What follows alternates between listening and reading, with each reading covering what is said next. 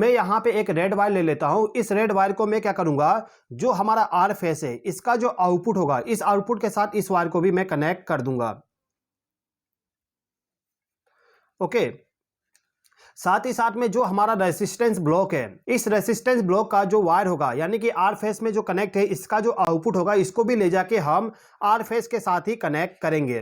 तो यहाँ पे हम इन दोनों वायर को कनेक्ट कर देते हैं एक ही टर्मिनल पे। इसके बाद जो वाई फेस का टर्मिनल है, इस टर्मिनल के साथ भी हम एक येलो वायर को कनेक्ट करेंगे और साथ ही साथ में जो हमारा रेसिस्टेंस ब्लॉक का जो वाई फेस वाली रेसिस्टेंस होगा, इस रेसिस्टेंस को भी ले जाके इसी के साथ हम कनेक्ट कर देंगे।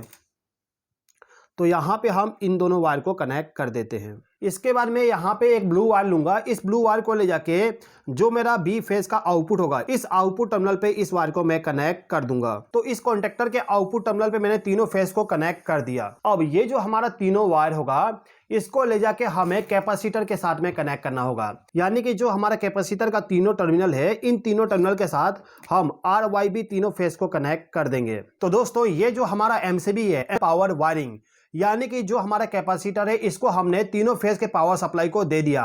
अब जैसे ही हमारा कॉन्टेक्टर ऑन होगा तो 3 फेज का पावर सप्लाई हमारे इस कैपेसिटर में चला जाएगा। ठीक है, अब ये जो कॉन्टेक्टर है, इस कॉन्टेक्टर को हमें ऑन और ऑफ करने के लिए सर्किट डायग्राम बनाना है। देखिए दोस्तों, इस कॉन्टेक्टर को ऑन और ऑफ करने के लिए नॉर्मली हम इस टाइप के एक कंट्रोलर का इस्तेमाल करते हैं। ये जो मेरे पास में कंट्रोलर है, इसको हम कहते हैं ऑटोमेटिक पावर फैक्टर कंट्रोलर। यानी कि इसको हमें केवल 3 फेज पावर सप्लाई देना है और इसको ऑक्सिलरी पावर सप्लाई देना है। ये जो कंट्रोलर होगा ऑटोमेटिकली पावर फैक्टर को डिटेक्ट करेगा, उसके बाद एक आउटपुट कमांड जनरेट करेगा, जिसके द्वारा हम कॉन्टेक्टर को ऑन और ऑफ करा सकते हैं। लेकिन आज के वीडियो में मैं आपको इस कंट्रोलर का इस्तेमाल करके नहीं बताने वाला हूं। मैं आपको मैनुअली इस कॉन्टेक्टर को किस प्रकार से करना पड़ेगा। अब यहाँ पे हमें कंट्रोल वायरिंग करना है, तो कंट्रोल वायरिंग करने के लिए मैं यहाँ पे अलग से एक और MCB इस्तेमाल करूंगा, जो कि हमारा कंट्रोल MCB होगा। अब इस MCB से जहां पे हमें फेज सप्लाई मिलेगा, उस वाले टर्मिनल पे आपको एक वायर को कनेक्ट करना होगा। तो मैं यहाँ पे इस रेड वायर को कनेक्ट कर दिया।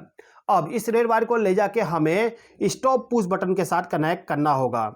अब यहाँ पे हम एक और वायर लेंगे, इस वायर को ले जाके स्टॉप पुश बटन के आउटपुट टर्मिनल पे कनेक्ट कर देंगे और इस वायर का जो दूसरा सिरा होगा, इसको ले जाके जो हमारा स्टार्ट पुश बटन है, इसके इनकमिंग टर्मिनल पे इसको कनेक्ट कर देंगे। इस स्टार्ट पुश बटन के इनकमिंग टर्मिनल पे हमें एक और वायर को कनेक्ट करना होगा, जिस वायर का उपयोग हम करेंगे होल्डिंग के लिए। ये जो वायर होगा, इसको ले जाके हमें इस कॉन्टेक्टर का जो एनो कॉन्टेक्ट है, इसका एनो कॉन्टेक्ट आप देख सकते हो नीचे में। ठीक है, यहाँ पर एनो कॉन्टेक्ट है, तो इस एनो कॉन्टेक्ट के साथ इस वायर को हम कनेक्ट कर देंगे। अब इसके बाद में हमें क्या करना है, ये जो कनेक्ट करना होगा और इस वायर का टर्मिनल है, A1 टर्मिनल इसका यहाँ पर है, तो इस टर्मिनल के साथ हम इस वायर को कनेक्ट कर देंगे। इसके बाद ये जो हमारा एनो कॉन्टेक्ट है, इसका जो आउटपुट टर्मिनल होगा, इस आउटपुट टर्मिनल से